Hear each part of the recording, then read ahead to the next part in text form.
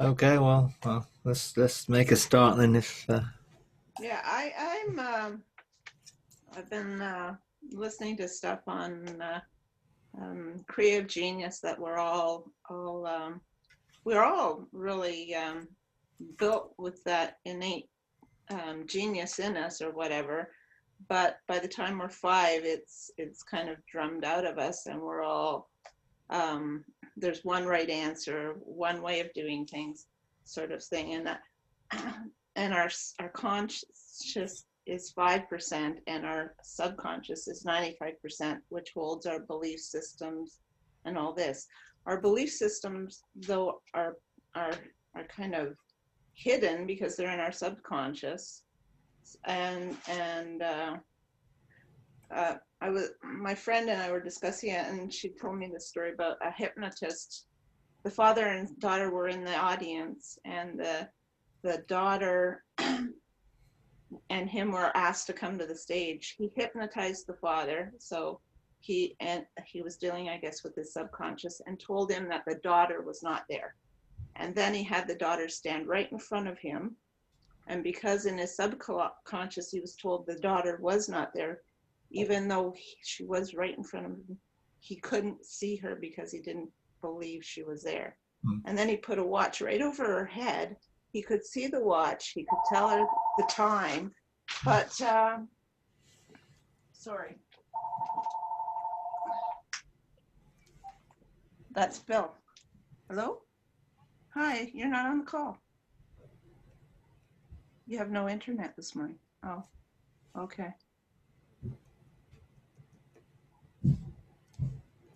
Yeah, I could put it on speaker. Yeah. Yeah. Oh, sorry. Okay, I'll put you on speaker. Thanks. Oh, so Bill and Deb are here, but they're on the speakerphone because they have no internet.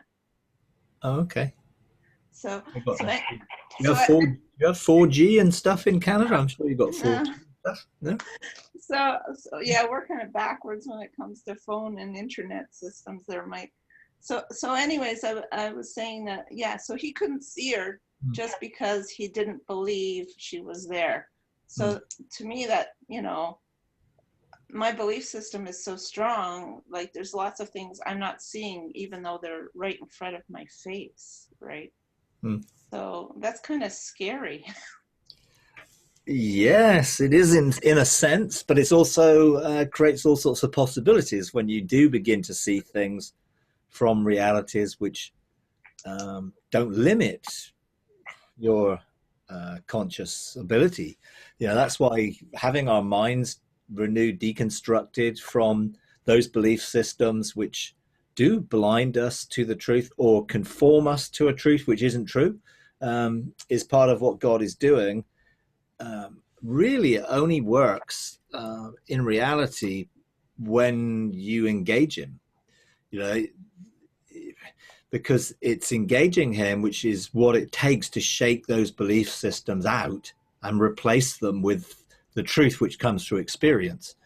So we can tell people about the truth, which says, hey, you can do this, this is possible, everyone can do this. And testimony does have somewhat a part to play in it. But in reality, it's only encountering the truth for yourself that will enable that truth to replace the lies, which is what God is doing in the encounters. That's why we're engaging heaven, where all these things are opening up, so that the power of our consciousness, who God created us to be in his image, is released. And we do, therefore, we're not limited by the belief systems which keep us less than who we really are. And then the possibilities of what that is supposed to unveil become uh, realities for us. So choosing reality, creating reality, seeing things from a heavenly perspective, an eternal perspective, which changes how we see things from an earthly perspective, are all part of that process that God is bringing us into and is helping us to experience things in Him which so create challenges to our belief systems, that our belief systems collapse under the weight of those experiences, unless we fight to hold on to them. And that's, I think, what's going on all over.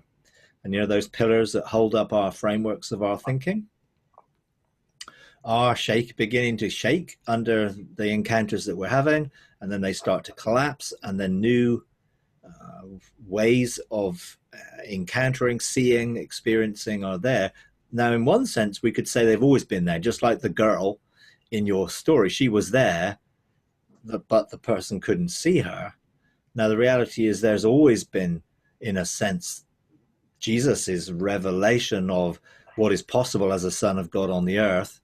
But it's been religiously taken out of our grasp, because it's been either put on to the future, or the kingdom coming in the future, or the ages to come, or the millennium, or all those things, which actually are all things which hinder us living in the fullness of truth now. And so I think God is encountering us in a way to break those belief systems, challenge them, and move us away from those belief systems, so that we can begin to realize the power of our consciousness, the creative power that we have as children of God, to align heaven and earth, to align God's desire in eternity into this realm, all of those things. So I do believe, in one sense, you could say, yes, the power that blinds us and the enemy's power involved in that to keep us in darkness is scary, but actually God is greater in terms of light to bring an unveiling of truth, which will, in one sense, be way beyond what we can imagine or think. And I think we're just scratching the surface to what is the power of the mind, because science is unveiling things, and it's making it a little bit more acceptable. Quantum physics particularly is quite weird, and it is almost spiritual, because it really is spiritual. That now people are less afraid to talk about and express those type of things. Now, I'm not, advocating that we all get hypnotized to unveil things, because you never know what the intent of the person hypnotizing could be behind it. And I wouldn't want to open my life and my subconscious to anyone else's intent. But I want to engage God's intent, which I know is to bring me into maturity in sonship, and therefore to begin to realize the power that we have to choose a reality. So I went through many encounters, experiences that began to reveal my mind, reveal how my mind functioned, reveal the limitations that have been put on my mind, connect my spiritual consciousness, if you like, who I was before I was here, remap my mind, rewire my mind so I don't have to think linearly, that I don't have to think limitations. So then you start to choose realities in which you can transrelocate or translate or contract time and space, can shift things because you choose to shift them, because they respond to you in the authority you have in creativity. Hence, planes traveling faster than they're supposed to, time of flights decreasing, just things, because I'm not accepting the status quo around me. I see that I have authority, opening gates which are locked just because I chose to. All those things come from this renewing of our minds to start believing the reality of who we are as sons and the power that we have as sons, that is there to create a reality which is aligned at heaven, and not be subject to being stuck, tethered to an earthbound reality, which we all live in this limitation. And there is the latent power of the soul, which the soul is powerful, but the soul unconnected and wrongly connected to the spirit and to God's spirit is always going to operate in selfishness primarily, because that's the limitation of its boundary of its understanding. So there is a lot of good things out there which are starting to open people's minds to the possibility, mindfulness, actually positive thinking rather than negative thinking. That's been around a long time, and to a degree it has an effect. But most of that is tied to, I want a better life, I want a happier life, I want a more successful life, I want a more prosperous life, rather than, hey, I'm part of a bigger picture here connected to the whole of creation, and my sonship is connected to creation in a way which will bring about creation's restoration. Those things are really only going to come when you start to engage a bigger picture and are connected to the eternal mind of God and are not limited to the soul. And I guess it's better to have a happy life than a non-happy life, but I don't think that that life is going to be ultimately fulfilled without connecting to the eternal nature of our destiny, which is connected to sonship and creation itself. So we're on a journey, we're on a process of having those things expanded, our consciousness expanded, the possibilities expanded. Every one of us choose reality every day. Most of us just choose that reality out of what we already know, rather than what all the possibilities that can exist. And we therefore choose based on memory and knowledge and history rather than possibility. And that's really what Jesus had. He only did what he saw the Father doing, but he had a revelation of what was possible in the Father's heart and chose to align himself with the Father's heart rather than just align himself with current events, current affairs. Therefore, they had no food. It wasn't like, okay, go and buy some food because we need to feed all these people. That would have been the human solution. But the godly solution was, well, multiply the food and teach others how to multiply food. It was a very different thing. Oh, I need to pay my taxes. I haven't got enough money. Oh, well, where am I going to get the money from? Well, go and get another job, borrow it from the bank, do whatever. Oh, no, let's manifest it somewhere. In that instance, in the fish's mouth. But it could have been manifested anywhere, I know a friend of mine whose mother was being foreclosed on her house in Brazil, and engaged with God and found a pile of gold dust on her doorstep, which was the exact amount she needed to actually stop the foreclosure of her house. Now, I guess that was a form of manifestation. I'm not sure she chose to do it quite like that, but God blessed her as a testimony of what's possible.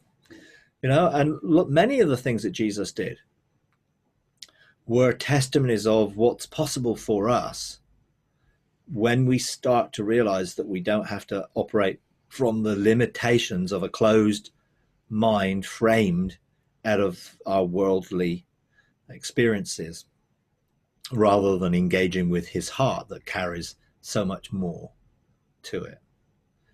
So, yeah, a lot happening, I think, and a lot for us to go through and to embrace. So we're not limited, and our sonship takes on a whole different dimension to our authority and the abilities we have, to transmute material.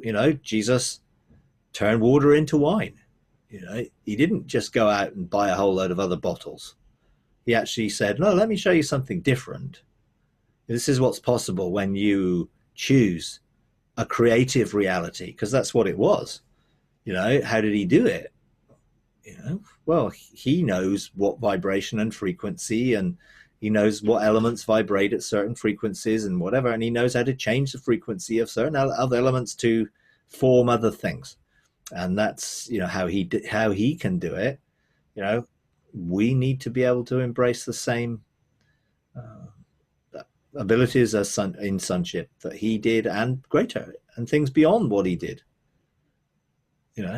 Now, even what he did, we only have a small record, recorded of the things he did, and he may well have done multitude other things all the way through his life that weren't recorded.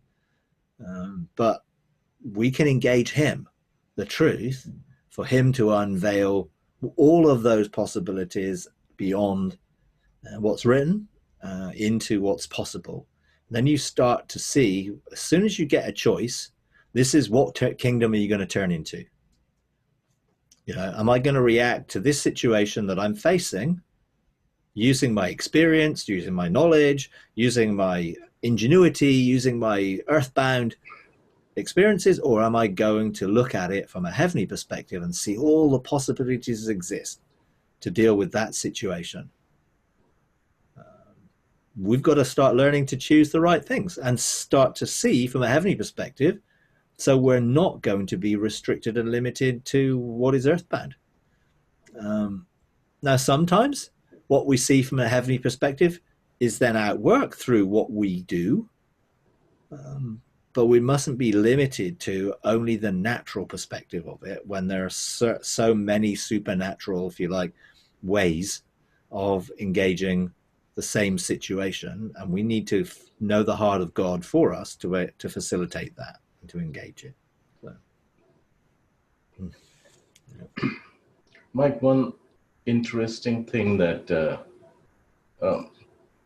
in this video that Ruth is referring to, she talked about it was about releasing your creative genius, and the way she does it is actually teach painting.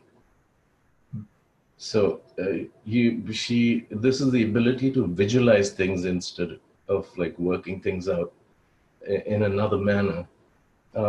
So we need that ability actually when we look into the spiritual realms also, right? So a lot of times it's in the Ascension the other day on Thursday, I had a little this with wisdom. So I went there the next day and I engaged her, and this time I found myself in the class, and she started with there were like words, impressions, like sort of intuition, a mixture of all these things, but I understood exactly what was happening. So could you give us a little idea about how you go about when you engage wisdom?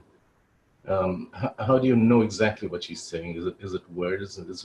Is it crystal clear always? I think in all of the experiences we have, we've got to mature beyond where we've been before, and often that is linked to the way in which we engage spiritually here.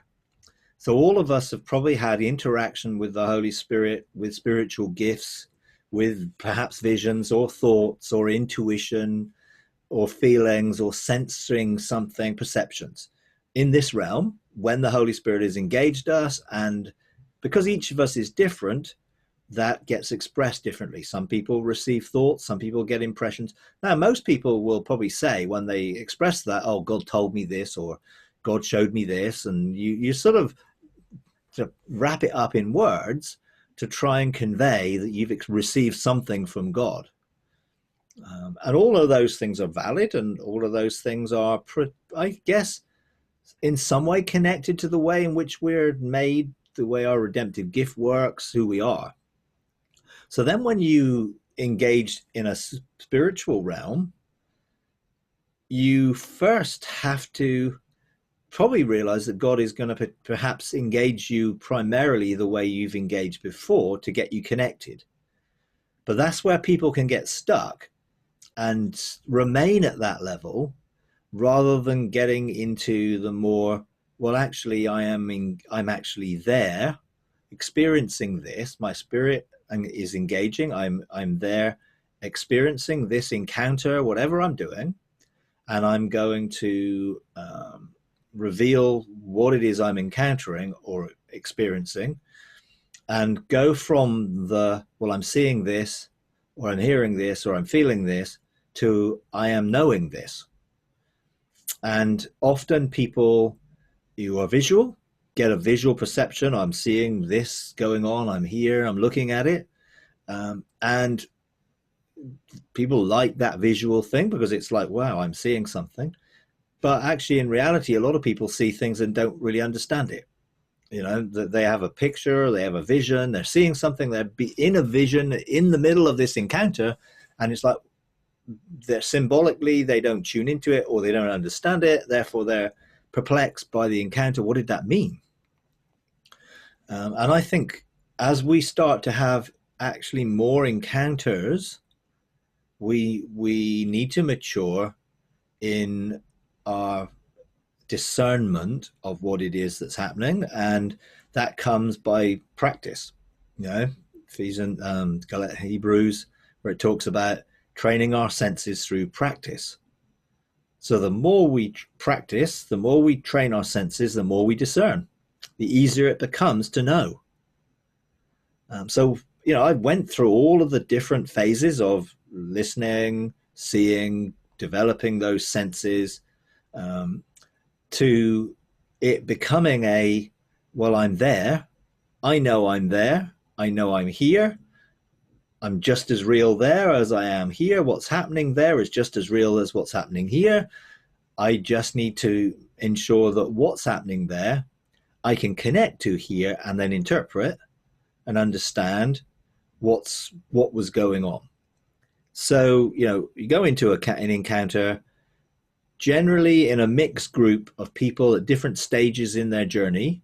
You'll get some people who are very clearly tuning into what the Holy Spirit is trying to tell them because they can't really see for themselves.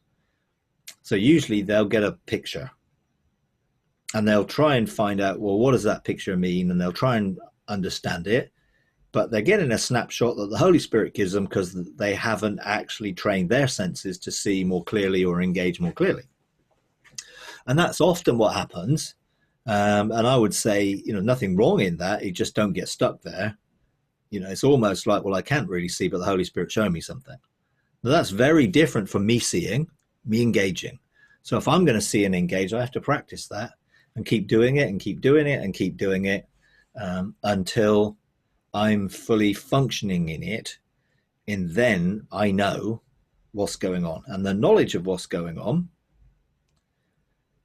becomes clearer and clearer and clearer. So like we engaged last week, we had different ways in which people shared what they saw. And you'll notice mine was a little bit more like, okay, well, this is what I saw. This is what I read. And I'm just writing it down as clearly as if I'm reading off a piece of paper, because that's how clear it was. Now, did I see that? No, actually, I didn't see it as a seeing, but I was there. So I just wrote down what I was doing and seeing there, but I wasn't seeing it as here's a visionary thing. Now I said, well, I saw 3 angels. Well, what do I mean by I saw 3 angels? Well, it wasn't a visual in that way that I saw, and my eyes were closed and my imagination was screening those 3 angels. I knew there were 3 angels there. I knew what they were carrying because I'm there. And I described what it was, but I didn't describe it as, well, I'm seeing this vision. I just described it as, this is what was going on. And that was what I experienced spiritually by being there. And I was trying to connect with being there and being here and relate to what I was doing there here. So I was writing down my experiences. Here's the scroll. This is the title of the scroll. This is what's on the scroll.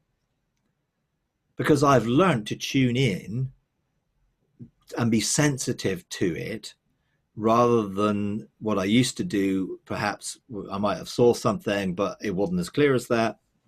Or I may not have been able to write it down in as much detail because I hadn't practiced enough to be confident that that's where I am and that's what's going on. You know, and that's for a lot of people. They don't practice enough, therefore they're not confident. Therefore, their perception levels are sort of, well, I'm not sure, or I think, or I feel, you know, where I'm just going to say, well, this is what I saw, this is what I'm writing down, because I've done that so many times that for me, I'm confident in what I'm engaging and therefore what I'm expressing. And sometimes, you know, because I've learned to journal, I've learned to be able to do that by a spiritual flow of revelatory information, rather than me have to suspend what I'm doing, to close my eyes, try and tune into it visually, and then remember what I'm seeing and then write it down. Because I spend every day journaling when I engage God. I'm very, very used to that, and nothing interrupts the flow because I'm really just writing here what's going on there.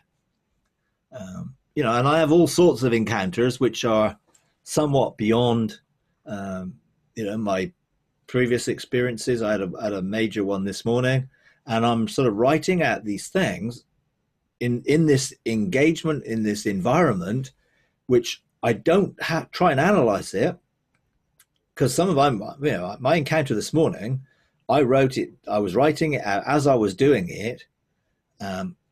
And at times I was tempted to think, what on earth is this? But I didn't. I just let the flow continue.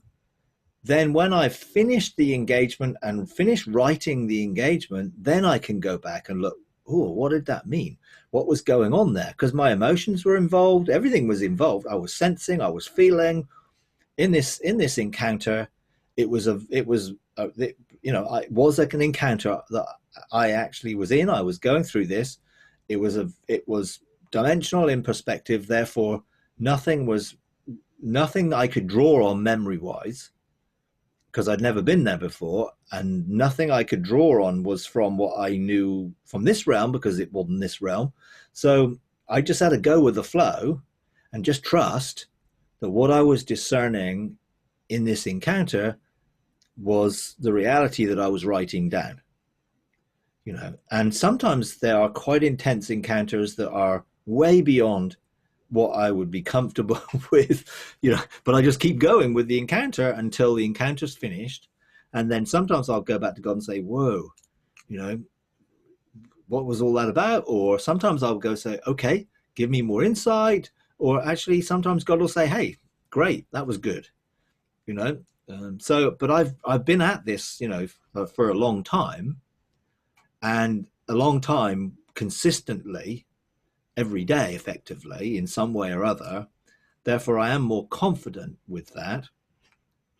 And I've moved beyond I'm getting a prophetic picture, or I'm getting a Holy Spirit revelation, to my spirit is engaging, and I know and discern that engagement in a much more clear way. You just have to keep going, keep practicing, keep training senses to become more clear. And I think if people go beyond the visual to the I am there, then a lot of the distraction of trying to see will become more relaxed, and you just have to be. Everything is so much easier when you can just be, and you don't have to strive. So I got to try and see what's going on. Well, I'm there, so I just need to let that information of what's going on be communicated.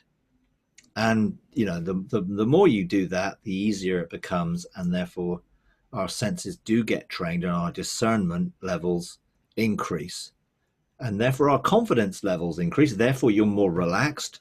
When you're confident, you don't have to think, oh, is this, how am I going to do this? I'm engaging obviously with these ambassadors groups, 7 groups. Every time I'm going to engage, and I'm going to sort of see what's going on. Well, I could be a bit like, I hope I see what's going to go on today, because this is another group. Well, I'm not. I just sort of like, hey, I'm expecting, I am confident that we're going to engage, and God is going to unveil things. Now, I therefore need to tune into the heart of what it is that we're doing. And I'm already preparing my heart, because my desire is for ambassadors groups to see an increase, in the Joshua generation and everything else. So my heart has already been prepared. God spoke to me about this in the middle of last year, and I don't just jump into something, because you've got to be at the right season, but I let the incubation period create in me desire, and therefore that desire gets birthed, and then my passion is there for it. I'm not going through the motions. I'm connected to it, and therefore each time I'm aware that people are all different levels, and the way people express or share what they're discerning will be different, and we've got to, in a sense, honor each other and not, I'm not going to correct people or say, hey, it'd be better if you said it like this, or, it'd be better if you were more clear. I just want to encourage people to continue the process. And hopefully, as we do things together, things will get clearer and more specific, and we will focus and we will function doing those things and outworking them together. And if we're all starting to grow and mature in everything, then eventually we will probably be tuned into each other's wavelengths, if you like, and connected in a more spiritual way. And we'll begin to sense things in a way beyond where we are right now, But it takes practice. We're not used to practicing because I think, been sold hey, you can get all this with a shortcut, with the laying on of hands, or, it'll just happen. You'll get a miracle, actually that really isn't going to work. This is about training our senses to perceive, to engage, to experience, to know, and to live from that. And the more we live in dual realms, the easier that is, because our spirit is always engaging, whether we're aware of it or not. And that spiritual information gets released to us when we need it. It's only when we tune in with our soul to engage our spirit that we then are faced with, how do I bring this together in a cognitive, connected way? No, and because generally what I'm doing is I'm not joining my spirit with my soul. My soul's still here. I'm just engaging the connection. That's why I can write it out. I don't have to go there with my soul for my soul to see. That's what people do, are stepping in. Therefore, they're wanting a full-blown cognitive experience because their whole soul is there. It's like, what I'm doing is I'm entangled with my soul and spirit. That's an instant connection. I just have to shift the focus to engage what's flowing. And therefore, I then am engaging what's going on in the spirit, but I'm actually really here writing it down. Now, I used to go soul and spirit and have a full-blown encounter and then try and figure out what was going on so I could remember it and write it out. Well, that became more difficult because I was having longer encounters and shorter periods to write it out. So it made so much more sense to say, well, I'm going to write it out as I'm engaging. Therefore, it's only one period, not two. The first time I went in heaven, it took me 5 hours to write it out. It's just like, whoa, this is just overwhelmingly too much. I can't do that every time I'm engaging every day. So I just need to live out of, I'm there, I'm here. What's there is communicated to what's here, and I'm writing it out. And sometimes, when God does something, or, sometimes, I do close my eyes and I tune to a little bit, but most of the time I don't, because I don't need to. Most people need to do that because they need confirmation that affirms that what they're seeing or what they're experiencing is real. Well, I know it's real, so I don't really need the confirmation. So I don't have to actually see. From that perspective, I am seeing, but just in a different way, if you like. I know, and therefore I'm confident in that. I'm also aware that everyone engages in a uniquely different way. Therefore, because someone's seeing something different, it does not in any way make me feel, oh, perhaps I'm not seeing the right thing, or perhaps that person's seeing the right thing and I'm tuning in something else, because I don't see it that way. I'm aware that if I go into heaven, let's say with Ian Clayton or Justin Abraham, or someone who you would see, maybe advanced in these things, I may be totally connected to what's going on in a different way than they are. And to me, that wouldn't matter, because I'm engaging with what I need to engage in, and they're engaging what they need to engage in. And eventually we will get a picture that marries together all the different things that we're engaging in, because we're all bringing a part into that, not necessarily always the full picture, and that's why we need each other sometimes in these things. So I think, relax and just keep practicing, and I think things will get, in a sense, more clear and easier discerned.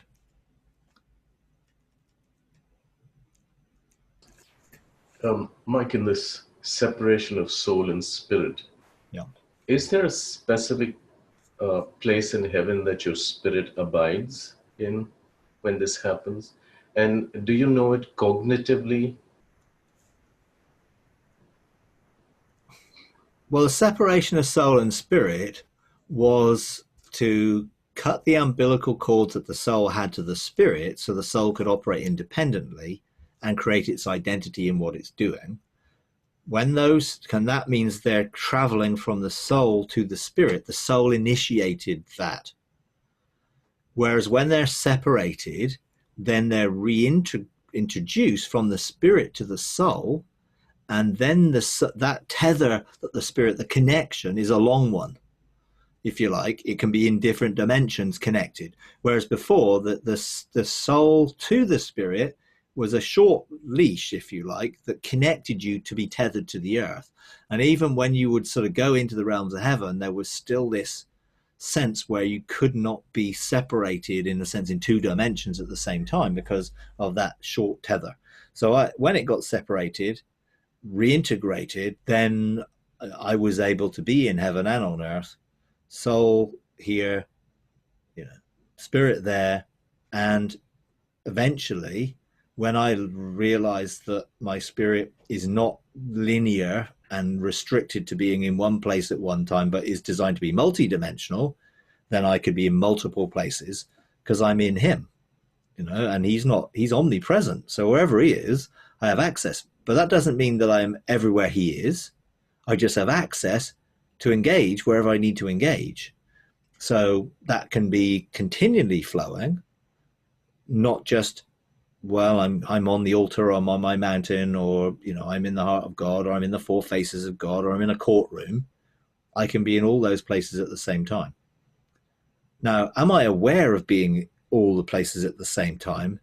Only when I choose to become aware, because I don't need to be consciously aware of what my spirit's doing. Otherwise, I'm going to be focused on that and not here. I want to benefit from what my spirit's doing, continually flowing to here. Therefore, my focus is being a gateway of heaven into the earth, because my spirit is in heaven. My first love gate is open, and therefore I'm expecting the flow from heaven to impact me and flow through me and engage through me. So, yeah, I am in both realms, and I'm aware when I need to be aware. Now, I'm generally aware. Like, I could tell you 5 or 6 places that I am now, but I couldn't tell you the specifics of what I'm doing unless I engage it. So, I know that, I engage with the altar. Therefore, I'm a continual living sacrifice. I know I'm in the four faces of God. I couldn't tell you what eyes I'm looking at through unless I engage, and then I would see. I'm on my mountain. I'm on my throne. I'm in a courtroom. I'm also connected to other things. Now, I'm aware because I've developed the awareness, but the specifics would be I need to focus. But I'm benefiting from all the places I am because they're all flowing to me here, because I'm resonating with there all the time. I want my soul to totally resonate with my spirit, in agreement, and to be in cooperation, flowing, living heaven on the earth. That's my desire. That's what I'm looking to do. That took a process and a journey to get me there. The deconstruction process, the rewiring of my mind, the seeing the possibilities of creating reality, all of those things were all sort of like capacities within my consciousness that were developed through encounters that unveiled them, released them, and then enabled me to function in them over a period of time. And I'm still going through that process in a sense. I suppose we're always, having our minds renewed through the encounters that we have, that unveil something deeper or higher or wider or takes you to another different level of something. There's always multiple levels of deep calling to deep. So, whatever I'm experiencing, I'm sure that there is multiple levels that go deeper than that will connect me even more to the heart of God and to his desire and to his thoughts, and how that dictates how I function as a son and the roles and dimensions of things that will take me to. So it's a process. It's not like God initiated it one day and snip and reconnect back. Well, there were events along the way in that process. So separating my soul and spirit was a 4-month period that ended with a, whoa, that's totally different than before. So yes, he severed my wrong connection, soul to spirit, and he reintroduced my right connection, spirit to soul. And then I explored what that meant. And I knew something had changed. I felt different. I knew it was different. And I didn't have to come in and out of heaven anymore. But that was still linear. And then for a few years, I was still linear. Many years. Instead, every day, doing this, legislating, governing, and then seeing that out worked here. That was still a linear thing because my mind had not yet engaged non-linearity in a way that had changed it. When my mind was renewed, which was the process that really went on from 2000, late 15 to 18, through 18, really that just began to reconnect me to abilities, the power of the mind, the consciousness that we can function in. And there were, opportunities to practice that along the way. At the time, I didn't really see it that way, but now I look back and seeing, hey, God was giving me some opportunities to see whether I could do it, and I learned that I could, and then I learned to be more confident, and then, that's what began to happen. So there were specific things, I can remember the encounter where I was shown all the possibilities to making a choice. That in my mind, I saw the possibilities. God showed me that. Then it's my responsibility then to live that way. He didn't make it so. He opened up and showed me the possibilities if I would pursue, I could live from. So they were all encounters that stimulated change. And then I had a choice. Am I going to live from that new encounter, therefore things are going to be different, or am I going to not? No, I want to pursue these things, so I choose to outwork that. So it is a process, but there are events along the way that are significant milestones in that process, and God did something in each of those, and I cooperated in allowing the encounter to effectively bring the change and transformation and renewal of my mind, and then I pursued it. Once it was like, whoa, look at all these possibilities that are waves, out there. Oh, I need to choose how to collapse one into reality. So they're all possible until they become real, and the only way they're going to become real is I actually engage it and choose it and collapse that. Then nothing else, none of the other possibilities exist anymore until the next choice. I don't believe in parallel universes in that every possibility that I could choose exists as a parallel universe. And I chose in this one, this, and someone else might have chose something else in another. I don't believe that. I believe that possible futures exist until we choose one, and then all the others don't exist anymore. Possibilities, not actualities. Now, other people I know believe in, many worlds. I believe in one world, but that one world, we have a great capacity to influence. Certainly, my life in that world, and also how that relates to other people, because some of my choices will affect others. If I'm on an airplane that's late, and I choose the reality where it's going to be on time, everyone else benefits from that reality because they're within my sphere of influence and my choice. Some of those others, I probably have to overcome their choices because they may be operating out of fear or panic or anything else.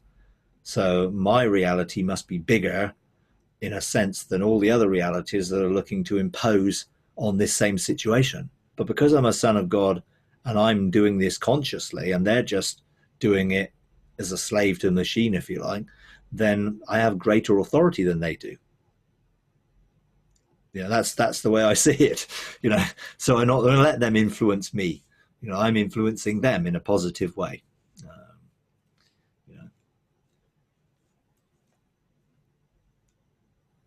Can you hear me, Mike? Yep. Hi. Okay. This ties in something with what you're talking about, and what I wanted to ask about is our relationship or interaction between our spirit and our heart. For example, our heart is in heavenly places, but it's also sitting within us. Our spirit is in heaven, but it's also sitting within us. But when I understand, our spirit can also travel. I've heard people talk about, like Ian Clayton will go to a meeting ahead of time to check it out, or Justin's talked about overshadowing the White House. Now, our consciousness, our unconscious, subconscious, conscious mind is in our heart.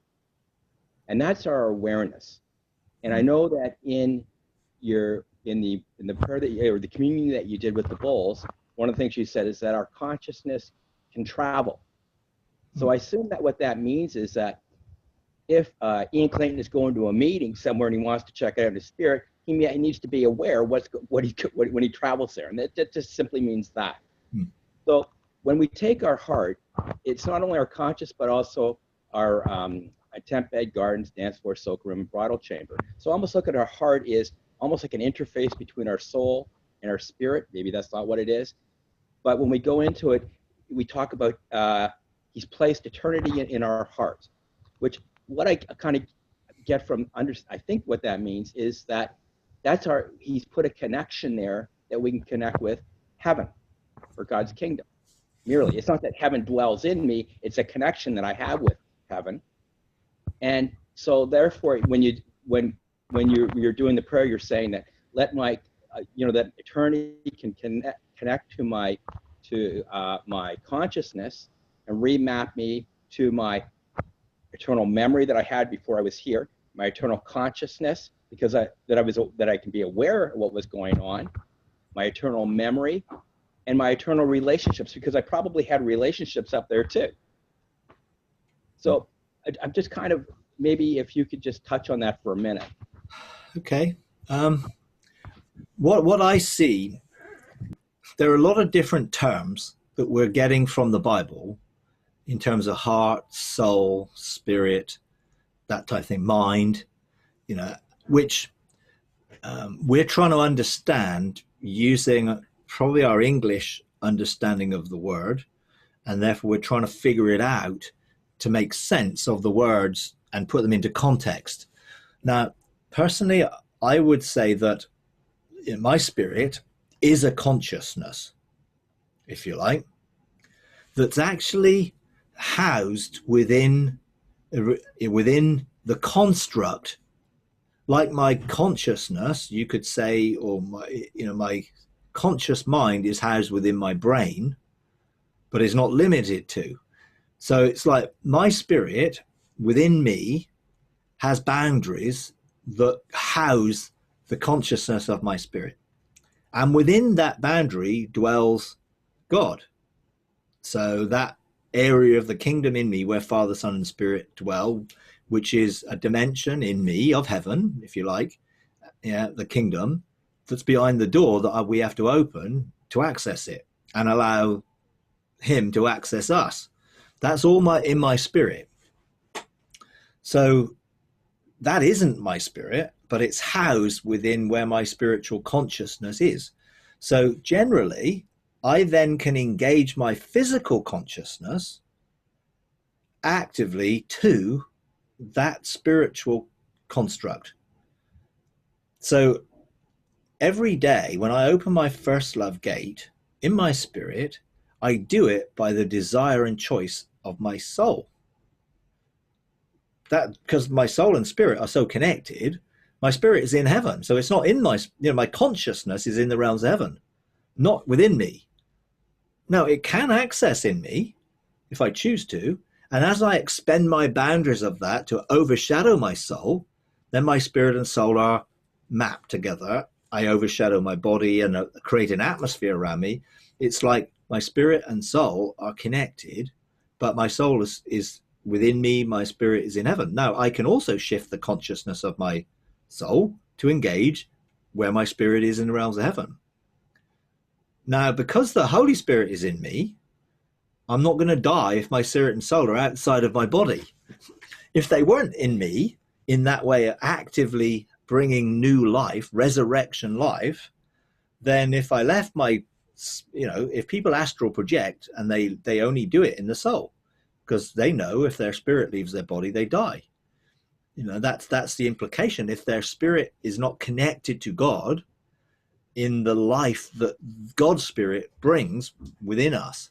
Now, I'm not totally, so how the mechanics of it work, but I describe my heart as my subconscious memory. I'm as opposed to my conscious memory, which mostly functions within my sort of a conscious awareness, so my subconscious, the way I usually think of it is, I have 3 areas of memory, like a computer. A computer has ROM, read-only memory, which is the input-output, the BIOS of the computer, which sets the criteria that there can be communication from the physical hardware to the software. So that exists and you can turn it on, but if there's no software, you're going to get a blank screen. Even though it's capable of connecting, you need some software to interface with the hardware to actually make something work. And then programs, you get the operating system, which actually is the background of all of it. So think of our subconscious as the operating system that has programs that get triggered to put things into our conscious mind that operate. So then you've got random access memory, you have hard drive memory, which stores the programs, and then you have random access memory, which loads the programs, and now I'm functioning. Now that can be good, it can be bad. So I've got something stored as a trauma within my memory, within my subconscious memory, that there's something going on in the world that triggers that trauma, and all of a sudden I'm operating out of that trauma, completely fearful or just out of control, whatever it might be. But as my programs get refined and all those negative things get out and I get all the positive things stored there, then when something happens in my life, what gets triggered to, like clicking on the icon that loads the program, is positive. So the truth will determine then how I react to a situation, because I'm not being triggered by the negative. Now that's obviously a process of renewing of the mind and everything else. So the garden, the dance floor are aspects of my subconscious that I'm actively engaging. So they're no longer off limits. I'm going there. So it's like me opening the file manager and looking at all the files that are on my hard drive, if you like. And a file manager will be able to move the files from one place to another, delete the files, copy files, duplicate files, all sorts of things that you can do. So it's like when we're learning to engage, we begin to choose consciously to engage our heart. Therefore can engage God in our heart, because we can invite him from our spirit, because he don't want to be stuck in our spirit. He wants to engage the whole being. So as our gateways are open and as we choose, we can see God engage in the garden of our heart, help us relate to him there. The interface that connects then our soul, the gateways of our soul. Jesus can walk with us through those gateways.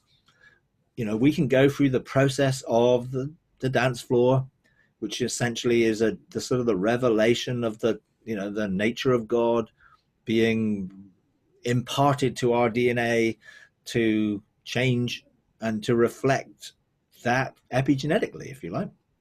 These I mean, I'm sort of using sort of scientific terms, but so my actual consciousness can choose to engage with the programs and to go through the process of, in relationship with God, see those programs refined, and the ones that are junk or useless and going to cause problems, the ones that crash the system, because there are programs that do that. We get the blue screen of death we used to get, when it was Windows XP, because a program has crashed the operating system and it's no longer functioning because everything's out of sync. Now, we want all those programs removed from our hard drive so they won't ever get triggered by anything. So I do think we are a whole being that is learning to be a whole being by all the cooperation of connecting and being one spirit to God within all this process. So most of the time, my spirit is engaging the realms of heaven, totally connected to my soul. Therefore, my soul is resonating with heaven rather than resonating with earth. Only when something disrupts me on earth do I then have to choose not to be distracted by what's going on the earth, but to apply what's coming out of heaven to it. So I'm seeing from the inside out, not the outside in. So everything needs to be filtered through the perception that comes from my spirit, not primarily my soul. Therefore, I'm going to make decisions based on a heavenly perspective, an eternal perspective, rather than a physical perspective. And that's when we get the choice. Which way are we going to look? Where are we going to draw from? If that is triggered and a reaction in my soul overwhelms what's my spirit, it's usually because there is a deep trauma that's never been dealt with, never been healed, maybe even a dissociation that gets triggered by a reaction. And at that point, my spirit is not able to actually rule the situation. Now that can occasionally, it's happened with me occasionally. Now, if I ever see that, then I when that's come back to sort of some normality and, the immediate reaction or trigger is over, then I can go back and re-engage it to find out what it was and why it had such power to influence me in that way. So I use the reaction as an opportunity for dealing with whatever that is, and therefore not being triggered like that again. So it's an interaction that between interfaces, if you like, that is supposed to function seamlessly and in wholeness and oneness. But because of the way in which we've interacted with the world, we have to learn to see the solutions coming out of a different way than they've been used to manifesting. And that's a process of renewing and flowing and resonating. So when I did separate soul and spirit, when they were separated and God then reintegrated them, it felt like heaven was resonating within me. It felt like my soul was more aligned to heaven than earth. Because spirit was functioning there and I was just connected to it. Whether I was aware, didn't matter. It was still directing me and I was still getting a sense, well, this was coming out of love, joy, and peace and flowing than what was going on before. But there are still occasions where you have to make a choice, and that's often when there's a disruption, when there's some sort of crash, when there's some sort of, what's going on? And then learn to look from the heavenly perspective and see that inform what you should do rather than memory inform you, which is usually fight, flight, or denial. Usually, or, it's like, You know, those are sort of what happens if we let our instincts take over. You know, now the usual sort of unconscious memory, which is your sort of read-only memory, is generally not operating at a conscious level. So you don't have to think about breathing. You don't have to think about the blood pumping around your body. You don't have to think about the mechanics of life. That happens really unconsciously because you are programmed to live, you know. Now there are occasions where, again, that programming may get affected. Let's say disease comes in, or something interferes with the normal function of your physical makeup, that you can't breathe, or you something goes wrong. Then you've got to then again bring your spirit to bear on that, to bring it back into peace, bring it back into wholeness, bring it back to a place where, you know, you're reintegrated and whole. You know, which it takes some doing, you know, because it's like, you know, but the stronger our spirit is, and the stronger the connection is, and the resonance that's operating, and the more we encompass our spirit, soul, body with the boundaries expanded, then essentially you're allowing the presence of God's rule, the presence of heaven, to be in our whole being and flowing through us, around us, so we live in that atmosphere, you know, that essentially is coming from our innermost being, because our innermost being's connected to the river of life in heaven, and we're a flow, a gateway of that, because we can just be.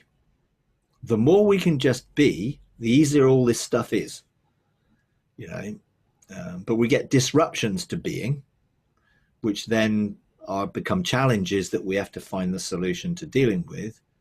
And if we get out of peace and rest, then they're harder to deal with, those type of things that happen to us, you know. And that's where living from rest, trusting God, you know, I'm seeking first the kingdom, I got to trust him. And when things go wrong or things happen, that will test our trust, you know, and depending on our level of trust will determine how easy it is to deal with the situation, because I'm trusting in God's direction, protection, provision in everything, rather than what I can do for myself. Now, again, that's a process of, you know, everyone thinks they trust God until they realize something's happened and they don't, because they're panicking, or they're worried, or they're anxious, or, you know, the emotions of the soul are ruling rather than the peace that comes from the spirit, you know, and that place of rest. That you know, when I engage opening my first love gate, it is my soul engaging every day, because it's an active cognitive participation with my soul, connected to my spirit, but primarily my soul is engaging and choosing to open the door, because it's choice. It's not automatic, it's choice. Now, when I engage my soul in that choice, then I engaged in relationship, and everything then begins to flow out of that relationship that I've been embraced by when I open that first love gate and I experience the presence of Father, Son, and Spirit, and I'm captivated and overwhelmed by the love, and then everything's flowing. You know, if I choose not to do that, then I'm not going to draw from the inside out. I'm going to turn the other way, and then I'm going to start coming out of the responses from the outside in, which are going to be filtered, not joined to the Lord. Because you have to be joined to the Lord on one spirit for his seeing life through the spirit, not through the soul. And as soon as I turn away from seeing things from the spirit, then I'm left with memory in the soul to deal with whatever situation it is. And my perception may be off, well off, if I'm filtering it through previous experience. But it's a life. You know, I don't think about all that. I just live. I'm just be, you know, I can just be because I practiced all this for years, you know, and I can now just be, you know, and I know my spirit and soul are in rest, and I, you know, my body is in rest, you know. Now sometimes things disrupt it, and then you got the choice. You know, where's the solution coming from? You know, and sometimes it is quite difficult. You know, sometimes you know, I get a few hours restlessness at times when I'm like, what is going on? You know, where, you know, I'm trying to evaluate. You know, and that can be disruptive if you allow it to be. Then you always got to come back to being at rest, being loved. You know, live from that love perspective, and then I need to love to others who may be disrupting my life, you know, because then I'm going to be flowing out of love, and therefore I'm not going to let them cause me to come outside. If I start angling about how I can solve this solution and what I'm going to do, you know, and, you know, how I'm going to deal with this person or that person, and often that is not love, and it's coming out of, you know, wanting to put them in their place, or wanting to, you know, deal with them or whatever, you know, then that is not going to bring, I'm not being at rest anymore, and therefore I'm going to be disrupted, and things aren't going to flow very easily. Now, we all face situations like that all the time, you know, and it's what happens in the meantime. Now, I've learned to be discerning about it. If I am in any way restless, I start to ask questions about the motives of my heart and why. You know, am I angry? What am I operating in here? You know, what's motivating me to feel this way towards that person? Am I suspicious? Am I not thinking the best? You know, there are certain questions that I ask. What's motivating me to feel this way? You know, then I'm looking to recenter it back into love, so then I can bring love into the situation. Now, that doesn't mean that I don't deal with the situation by speaking the truth, by actually dealing with the situation. Doesn't mean I just, oh, well, turn away and, you know, let it hope for the best. No, but I'm dealing with it in love. And sometimes love has to ask questions in the culture of honor to bring out the reality of the situation. Because I can forgive somebody. I can be motivated by wanting them to be blessed. I can be looking for their blessing, but that means that change has to take place. You know, I'm not going to let someone ride roughshod over me and do whatever they like, because I rule in my life. I'm not going to allow someone to do that, but I mustn't react to their doing that and try and come retributively or in any way, which is not wanting the best for them, you know. But if, let's say, someone was doing something dishonest and that was affecting me, or let's say the organization we're in or whatever, now that might annoy me, that might frustrate me, it might make me angry. And all those are reactions to the situation that takes place. But then I've got to make sure that what I do in response to all those emotions, to what's happened, are based in love. But I can't just let someone carry on being dishonest. Let's say they were stealing money or they were doing something. I can't say, oh, well, I forgive them, so I'm just going to let them carry on. I forgive them, and I want the situation to change, because the situation is wrong. So I still have to deal with the situation, but I make sure I deal with it from a place of peace and rest. But I will deal with it. And ultimately, if that person continues to try and do what they're doing, it could mean that they end up getting sacked.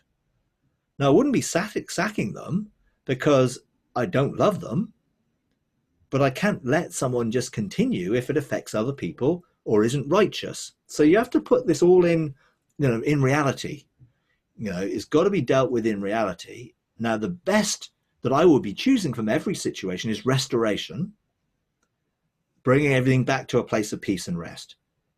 Now, if someone did that, let's say, and they sort of said, look, I'm really sorry, blah, blah, blah, blah, blah. And it's like, okay, now I am not going to trust them until they earn my trust. You know, that's, you know, you don't just, oh, well, yeah, thank you for saying sorry. I'll put you back and, you know, have a charge of the money or whatever. You know, there's a sense where you've got to be discerning, and you've got to be sensible. You know, you can't just ignore things and hope they go away. You know, everything's got to be worked out, but it comes out of that place where it's flowing out of heaven, it's flowing in love, and wants the best for the situation and the person involved, so that we're motivated by something which is going to bring the kingdom into the situation, to bring change and transformation, both to the person involved or the people involved and the situation itself. So there's resolution and things get restored. You know. All right. Okay, I better leave it there because I've got another